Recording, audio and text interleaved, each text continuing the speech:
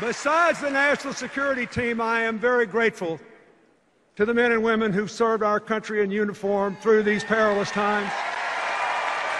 And I am especially grateful to Michelle Obama and to Joe Biden for supporting those military families while their loved ones were overseas. And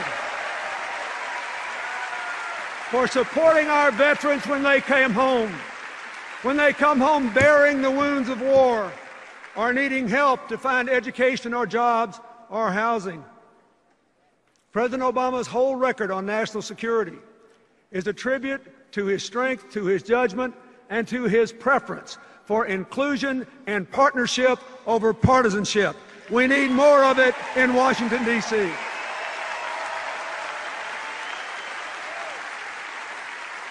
Now, we all know that he also tried to work with congressional Republicans on health care, debt reduction, and new jobs.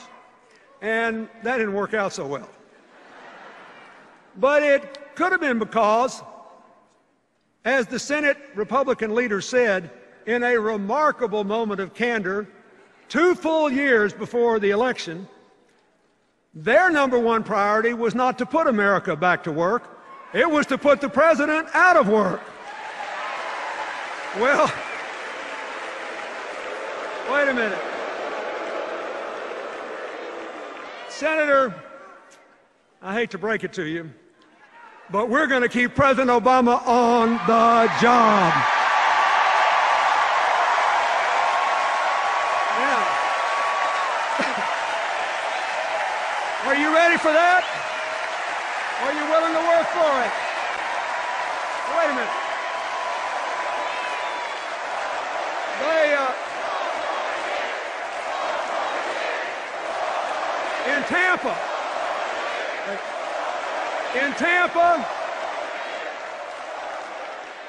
In Tampa, did y'all watch their convention? I did. In Tampa, the Republican argument against the president re-election was actually pretty simple, pretty snappy. It went something like this. We left him a total mess. He hadn't cleaned it up fast enough, so fire him and put us back in. Now,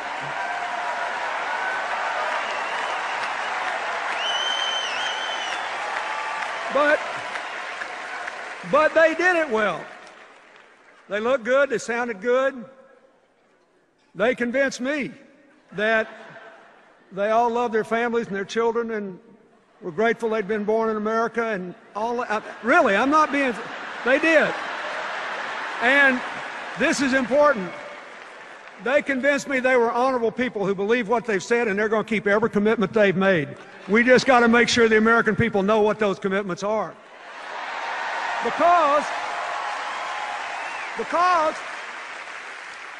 in order to look like an acceptable, reasonable, moderate alternative to President Obama, they just didn't say very much about the ideas they've offered over the last 2 years. They couldn't. Because they want to go back to the same old policies that got us in trouble in the first place. They want to cut taxes for high-income Americans even more than President Bush did. They want to get rid of those pesky financial regulations designed to prevent another crash and prohibit future bailouts. They want to actually increase defense spending over a decade, $2 trillion more than the Pentagon has requested, without saying what they'll spend it on.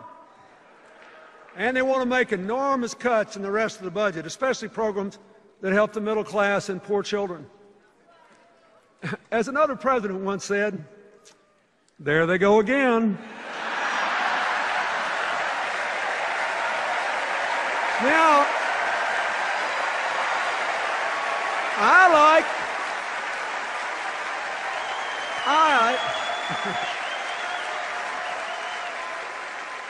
like the argument for President Obama's re-election a lot better. Here it is. He inherited a deeply damaged economy. He put a floor under the crash.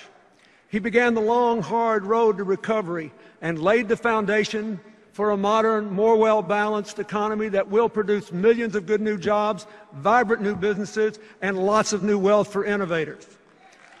Now, are we where we want to be today? No. Is the president satisfied? Of course not. But are we better off than we were when he took office? Listen to this. Listen to this. Everybody's forgotten. Everybody's forgotten. When President Barack Obama took office, the economy was in free fall. It had just shrunk 9 full percent of GDP. We were losing 750,000 jobs a month. Are we doing better than that today? The answer is yes. Now look, here's the challenge he faces and the challenge all of you who support him face. I get it. I know it. I've been there. A lot of Americans are still angry and frustrated about this economy. If you look at the numbers, you know employment is growing, banks are beginning to lend again. In a lot of places, housing prices are even beginning to pick up. But too many people do not feel it yet. I had the same thing happen in 1994 and early 95. We could see that the policies were working, that the economy was growing, but most people didn't feel it yet. Thankfully, by 1996, the economy was roaring, everybody felt it, and we were halfway through the longest peacetime expansion in the history of the United States. But, wait. The difference this time is purely in the circumstances. President Obama started with a much weaker economy than I did. Listen to me now. No president, not me, not any of my predecessors, no one could have fully repaired all the damage that he found in just 4 years. Now,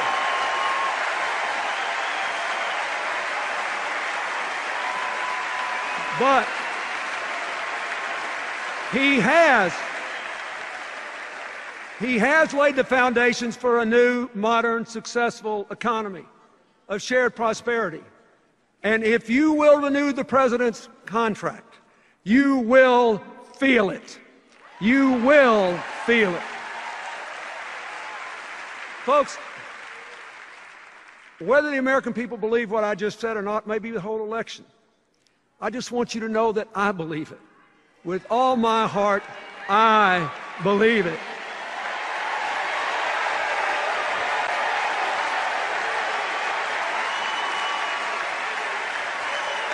Now, why do I believe it?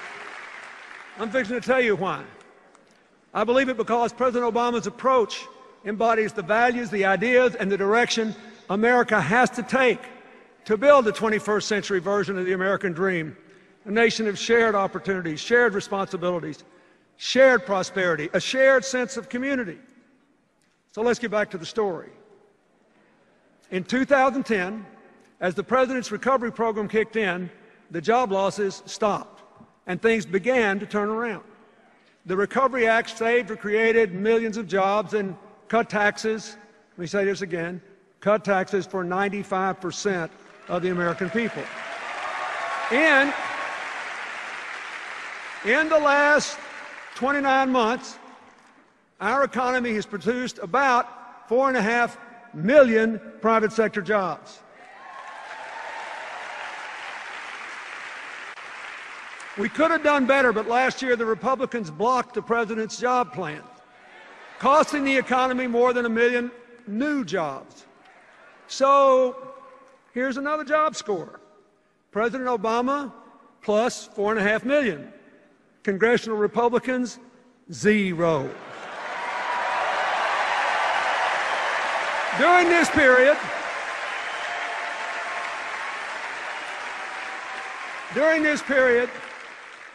More than 500,000 manufacturing jobs have been created under President Obama. That's the first time manufacturing jobs have increased since the 1990s. And I'll tell you something else. The auto industry restructuring worked. It saved more than 1 million jobs, and not just at GM, Chrysler, and their dealerships, but in auto parts manufacturing all over the country. That's why even the automakers who weren't part of the deal supported it. They needed to save those parts suppliers too.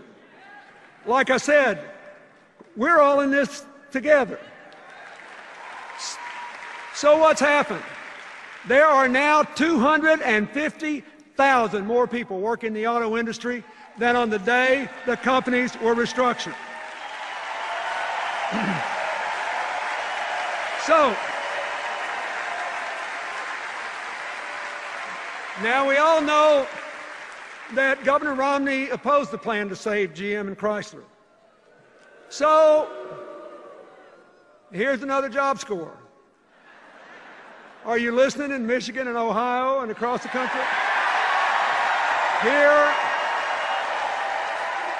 Here's another job score.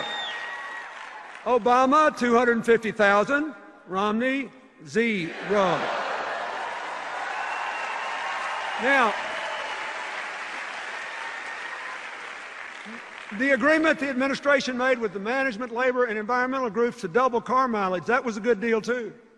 It will cut your gas prices in half, your gas bill. No matter what the price is, if you double the mileage of your car, your bill will be half what it would have been. It will make us more energy independent. It will cut greenhouse gas emissions. And according to several analyses over the next 20 years, it'll bring us another 500,000 good new jobs into the American economy.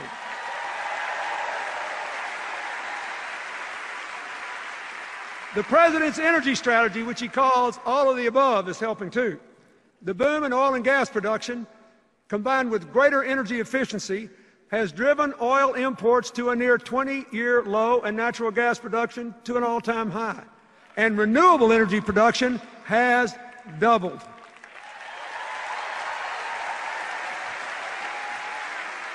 Of course, we need a lot more new jobs.